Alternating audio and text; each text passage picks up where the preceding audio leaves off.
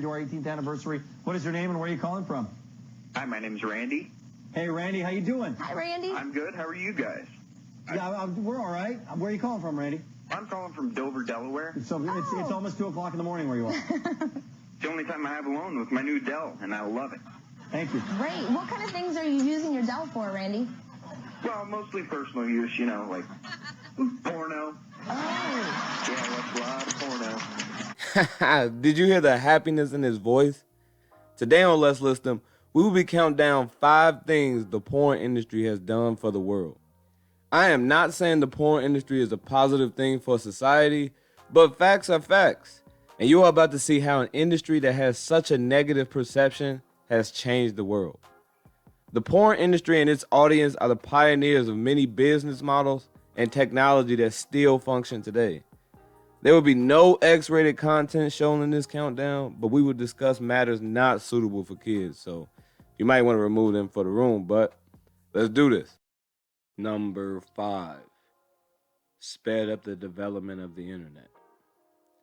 If you're old enough to remember the early days of the internet, then this loading page looks familiar. This was a common problem for the early internet viewers and left a thorn in the ass of the people that wanted to view X-rated content. You see, in the early 1990s, owners of X-rated sites didn't have the money to buy the amount of internet servers suitable for the traffic the sites were getting. So a lot of the X-rated sites would just simply shut down. According to a report by American Online, 1 in every 7 internet searches was for X-rated content, meaning less developed websites were a key component of the early internet. Computer manufacturers saw this as a problem. If sites that were bringing in so much traffic were shutting down, then less people would be on the internet, and eventually, less people would want computers. So companies like Bell and Sun Microsystems, with many individual developers called webmasters, they decided to fix this problem. They implanted many innovations into the internet like file sharing and server timing, but none more popular than streaming. Man. And all of this came from helping people relieve themselves. Damn. Number 4. Made VCRs affordable. VCRs, remember that? The gateway to watching movies at home before DVD and Blu-ray players. I know we all remember going to the video rental store, renting whatever wacky new kids movie was available, then going home and watching it on the family's VCR. What if I told you if it wasn't for porn, that probably wouldn't have been possible?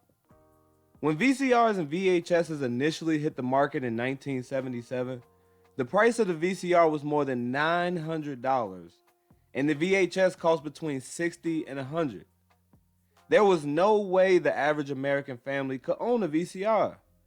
But there was one group that would pay that high-ass price: pornography fans. Before the inception of the VCR, people who wanted to watch porn would have to risk being seen at an adult theater looking like a damn creep, or settle for a boring old magazine. But with this VCR, the fear was gone, and the moment you got home, the living room became the strip club with a one-time fee that you already paid. As a result, VCRs flew off the shelves during the 1980s. This gave manufacturers the revenue to make better quality VCRs and lower the price all at the same time. By 1996, the price of a base model VCR had dropped all the way to $150. So it's safe to say, all those movie nights you had growing up probably wouldn't have been possible if it wasn't for meat beating. Number 3. Kept Nazi soldiers distracted. During World War II, the Allies and Axis powers did whatever they could to defeat one another. One war tactic they used was called black propaganda. Black propaganda is when someone presents themselves as a credible source and spread lies throughout a group of people. The liar does this to lower the group's morale and/or distract them. And that's exactly what Sefton Delmar did for the British military during wartime. Sefton Delmar was a British man that spent his early childhood in Germany due to his father's job as a teacher in Berlin. Sefton grew up around Germans and only knew their customs, so when his family moved back to the UK, it's no surprise that Sefton seemed like an outsider. But when World War II started, he knew this was his chance to put his German knowledge to work for his country. He made a proposal to the British military. Let him use their radio broadcast system to reach the Nazi radio frequency, and he would pretend to be a German because he knew how to talk like them, but not just any German. A rich one. One rich enough that he didn't have to go to war and could stay in villages with the soldiers' wives.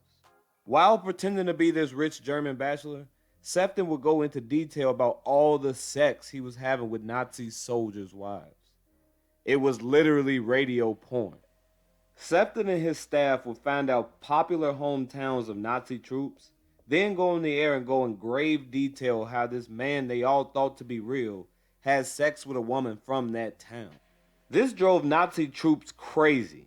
Instead of worrying about war tactics and survival, they were worried if this rich traveling bachelor from the radio had found his way into their wives. When the Nazis seemed to be coming to defeat, the propaganda radio show stopped, well, because it wasn't needed anymore. But a naval officer by the name of Ian Fleming noticed that the sex and war mixed. People wanted to hear that shit. So he created his own fictional character and a series of stories. That character was a suave British secret agent that gets all the ladies and goes by the name of James Bond. And those stories were 007.